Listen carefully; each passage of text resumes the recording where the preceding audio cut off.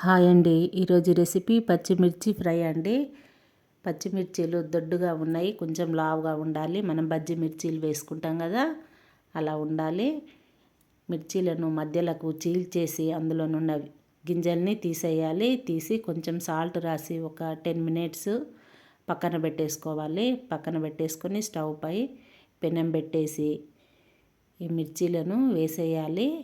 మిరపకాయలు వేసేసి కొంచెం ఆయిల్ వేసేసి చక్కగా ఫ్రై చేయాలి. అలా చూడండి, అలా ఫ్రై కావాలి. అటు ఇటు చక్కగా వేగాలండి మిర్చి. చూడండి, అలా అయిన తర్వాత కొంచెం లైట్గా మెంతిపిండి వేసుకోండి. అవసరం ఉంటే వేసుకోండి, వేయకున్నా బాగానే ఉంటాయి. వేస్తే కొంచెం టేస్టీగా ఉంటాయి. కొంచెం నువ్వుల పిండి అయినా కానీ వేసుకోవచ్చు, కానీ నేను వేయలేదు. దించే ముందు వేసుకోవాలండి. సూపర్ టేస్ట్ అండి.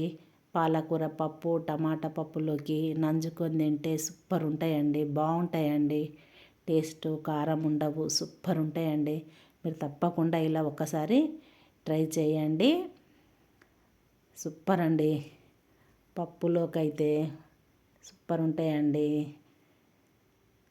ప్లీజ్ సబ్స్క్రైబ్ చేయండి, లైక్ చేయండి, షేర్ చేయండి, నాకు సపోర్ట్ ఇవ్వండి. Thank you. సూపర్ మిర్చి అండి.